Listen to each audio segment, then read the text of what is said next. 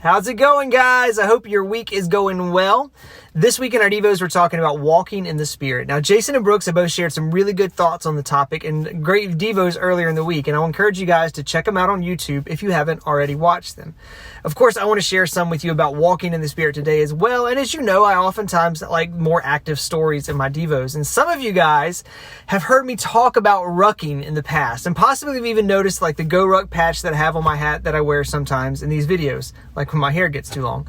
Now, Go Ruck is just a company out of Jacksonville, but they host events all over the U.S. And Rylan and I took the challenge of a Go Ruck basic course this past December in Charleston, right? We started at 2 p.m. on a Saturday afternoon, and we had no idea of how far we would ruck or go or how long we would be walking or what kind of exercises awaited us along the way. Now, Go Ruck told us to bring a certain amount of weight and certain items with us, and it put our packs at just over 50 pounds per person. Now, in the end, we ended up rucking just over 9 miles in 6 hours, and we had 4 really intense workouts along the way. Not to mention that we were carrying an extra team's worth of sandbags the whole way. It was a solid challenge, guys, and we loved every second of it. We're actually already signed up for another basic happening here in Savannah in March, but one piece of equipment that we had to have was a headlamp with extra batteries. Now, when we started at 2, the sun was still pretty high in the sky, right? It was a beautiful day, as a matter of fact, but as the night went on, it got darker and darker, and soon we had to pull out the headlamps to be able to see the path that was in front of us for the ruck. Our March event doesn't even start until 6 p.m. here in Savannah, and I have a feeling we're going to be using headlamps for the entire event.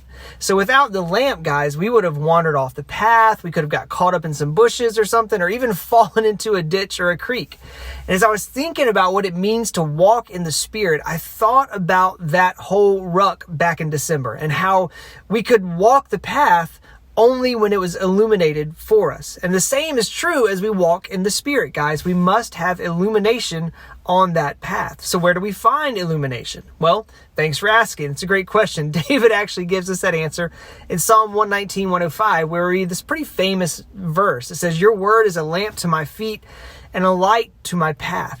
Did you hear that? Scripture illuminates the path for us just like a headlamp so that we can walk in the Spirit each day. On our own, guys, we're going to wander off into catastrophe, right? Like someone rucking in the dark with no light. We're just going to end up in a ditch. But when we use the counsel of Scripture to guide our daily steps, we're going to find ourselves more and more in the path that God has prepared for us. So don't neglect your lamp, guys. And instead of carrying extra batteries, here's an idea. Carry some extra verses for those times when the path gets really dark. You know, hide Scripture away in your heart and in your mind so that you can see the path of the Spirit and in turn walk in it confidently.